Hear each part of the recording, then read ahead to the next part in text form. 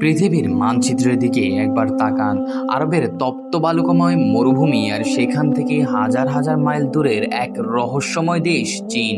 মাঝখানে বিশাল সমুদ্র, দুর্গম পাহাড় আর বৃত্তপাত হয়ে থাকা সুবিশাল প্রান্তর। আজ থেকে প্রায় 1400 বছর আগে, যখন কোনো বিমান ছিল না, জিপিএস ছিল না, এমনকি মানচিত্র ছিল অসম্পূর্ণ, তখন এই পথ পাড়ি দেওয়াটা ছিল কল্পনারও অতীত। কিন্তু ইতিহাসের পাতায় এমন এক অবিশ্বাস্য সফরের গল্প লেখা আছে যা বদলে দিয়েছিল পূর্ব এশিয়ার ভাগ্য।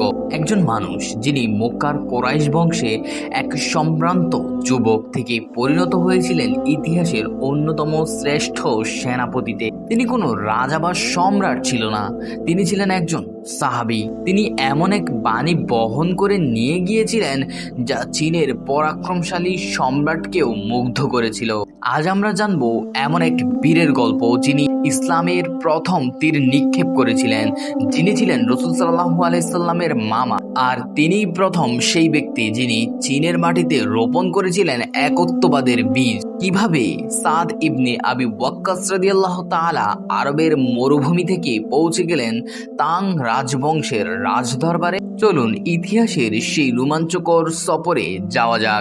গল্পের গভীরে যাওয়ার আগে আমাদের বুঝতে হবে সাদ ইবনে আবি ওয়াক্কাস রাদিয়াল্লাহু তাআলা আসলে কে ছিলেন। তার পরিচয় শুধু একজন সাধারণ দূতের মধ্যে সীমাবদ্ধ নয়।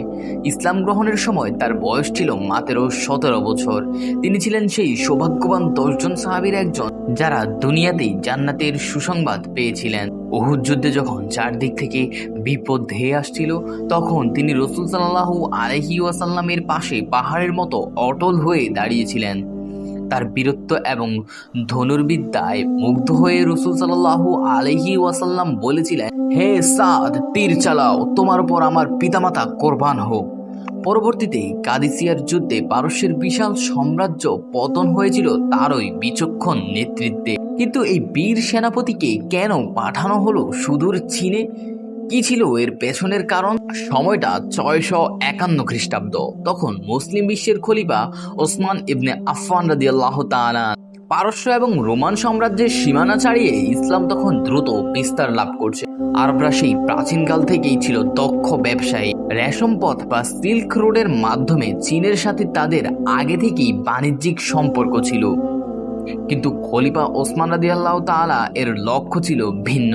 তিনি কেবল রেশম বা মশলা আনতে চাননি, তিনি চেয়েছিলেন সত্যের আলো সেই প্রাচ্যের শেষ সীমানায় পৌঁছে দিতে। খলিফা ওসমান রাদিয়াল্লাহু তাআলা একটি বিশেষ প্রতিনিধি দল গঠনের নির্দেশ দিলেন, আর এই দলের নেতা হিসেবে বেছে নেওয়া হলো তৎকালীন অন্যতম সম্মানিত এবং জ্ঞানী ব্যক্তিত্ব সাদ ইবনে আবি ওয়াক্কাস রাদিয়াল্লাহু তাআলা আনহুকে।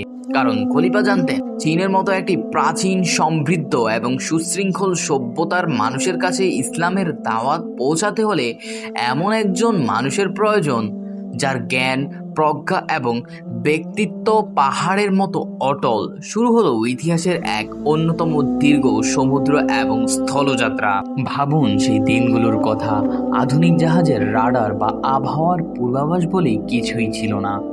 দিক নির্ণয়ের একমাত্র উপায় ছিল রাতের আকাশের তারা আর নাবিকদের বছরের পর বছর সমুদ্র যাত্রার অভিজ্ঞতা। সাদ রাদিয়াল্লাহু তাআলা এবং তার সঙ্গীরা লোহিত সাগর পাড়ি দিয়ে ভারত মহাসাগরে প্রবেশ করলেন। মাসের পর মাস কেটে যায়, কখনো ভয়াবহ সামুদ্রিক ঝড়, কখনো পানীয় জলের তীব্র অভাব, আবার কখনো জলদস্যুদের আক্রমণের ভয়।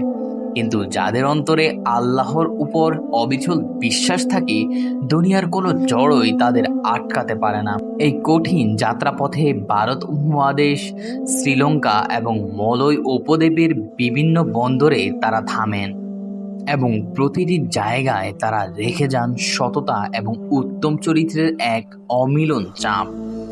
অবশেষে দীর্ঘ এই ক্লান্তিকর যাত্রার পথ 651 খ্রিস্টাব্দের শেষের দিকে তাদের জাহাজ এসে ভিড়ল চীনের গুয়াংজৌ বন্দরে। তখন চীনে চলছে তাং রাজবংশের রাজত্ব। চীনের ইতিহাসের এক স্বর্ণযুগ বলা যায়। সম্রাট গাওজং এর বিশাল এবং ঐশ্বর্যশালী দরবার, চারদিকে রাজকীয় জাঁকজমক, এমন এক দরবারে এসে দাঁড়ালেন আরবের এই মুসাফিররা। সম্রাট অবাক হয়ে দেখলেন এই মানুষদের পোশাকে কোনো অহংকার নেই, কোনো বাহুল্য নেই। তাদের পরনে মাথা থেকে পা ঢাকা অতি সাধারণ কিন্তু অত্যন্ত শালীন পোশাক, কিন্তু তাদের চোখে মুখে এক অদ্ভুত আত্মবিশ্বাস এবং প্রশান্তি। সম্রাট গাওজং সাদ ইবনে আবি ওয়াক্কাস রাদিয়াল্লাহু তাআলাকে স্বাগত জানালেন এবং তাদের আগমন ও ধর্ম সম্পর্কে জানতে চাইলেন। সাদ রাদিয়াল্লাহু তাআলা অত্যন্ত প্রজ্ঞা এবং বিনয়ের সাথে ইসলামের মূলনীতি সম্রাটের সামনে তুলে ধরলেন। তিনি বললেন, আমরা এক আল্লাহর ইবাদত করি, যিনি ছাড়া আর কোনো উপাস্য নেই। আমাদের ধর্ম আমাদের শিখায় ন্যায় বিচার, সাম্য এবং মানুষের অধিকার রক্ষা করতে। ইসলামে কোনো বর্ণবাদ নেই, রাজা বা প্রজার মধ্যে কোনো ভেদাভেদ নেই।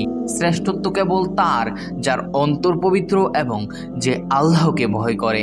এই অনাড়ম্বর যৌক্তিক এবং সাম্যের বাণী সম্রাট গাওজংকে গভীরভাবে নাড়া দেয়। তিনি উপলব্ধি করেন এই ধর্ম কোনো সাধারণ দর্শন নয়, এটি মানুষের জীবনকে সুশৃঙ্খল এবং শান্তিময় করার এক নিখুঁত বিধান।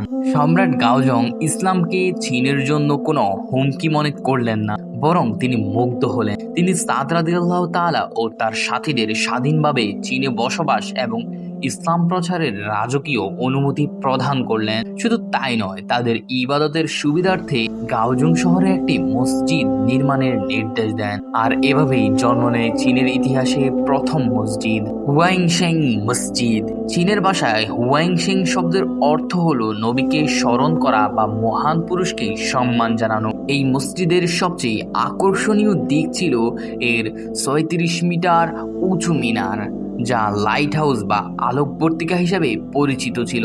রাতের বেলায় এই মিনারের উপর বাতি জ্বালানো হতো, যা পার্ল নদী দিয়ে আসা জাহাজের নাবিকদের পথ দেখাতো। এই মিনারটি যেন শুধু জাহাজের পথই দেখাতো না, বরং আধ্যাত্মিক অন্ধকারের মাঝে ইসলামের আলোর প্রতীক হয়ে দাঁড়িয়েছিল। ঐতিহাসিকদের মধ্যে একটি মতভেদ আছে, সাদ ইবনে আবি ওয়াক্কাস রাদিয়াল্লাহু তাআলা কি চীনে তার শেষ নিঃশ্বাস ত্যাগ করেছিলেন নাকি তিনি মদিনায় ফিরে এসেছিলেন? অনেক গবেষকের মতে তিনি মদিনায় ফিরে এসেছিলেন এবং সেখানেই ইন্তেকাল করেন। কিন্তু গাওজং শহরে আজও একটি সমাধি রয়েছে, যা সাহাবীর রওজা নামে পরিচিত এবং চীনের লক্ষ লক্ষ মুসলিমের কাছে এটি এক পরম শ্রদ্ধার স্থান। সাদ রাদিয়াল্লাহু তাআলা হয়তো চলে গেছেন, কিন্তু তিনি যে বীজ বপন করে গিয়েছিলেন তা আজ এক বিশাল মহিরুহে পরিণত হয়েছে। আজ চীনে প্রায় ২.৫ থেকে ৩ কোটি মুসলিম বসবাস করে। হাজার বছরের উত্থান পতন, রাজবংশের পরিবর্তন এবং আধুনিক যুগের নানা চ্যালেঞ্জের পরেও চীনের মাটিতে আজানের ধ্বনি থামেনি। যখনই চীনের কোনো মুসলিম সেজদায় অবনত হন, তখন সেই সেজদার সাথে জড়িয়ে থাকে ১৪০০ বছর আগে সেই অবিশ্বাস্য সফরের ইতিহাস। ইতিহাস আমাদের শেখায় তলোয়ার দিয়ে হয়তো সাময়িক সাম্রাজ্য জয় করা যায়, কিন্তু মানুষের হৃদয় জয় করতে প্রয়োজন সাদ ইবনে আবি ওয়াক্কাস রাদিয়াল্লাহু তাআলার মতো উন্নত চরিত্র, অটল বিশ্বাস আর পাহাড় সম ধৈর্য।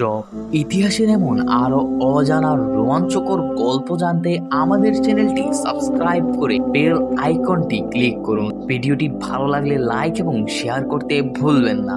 দেখা হবে আগামী পর্বে ইতিহাসের নতুন কোনো পাতায়। ভালো থাকবেন, সুস্থ থাকবেন। আল্লাহ হাফেজ।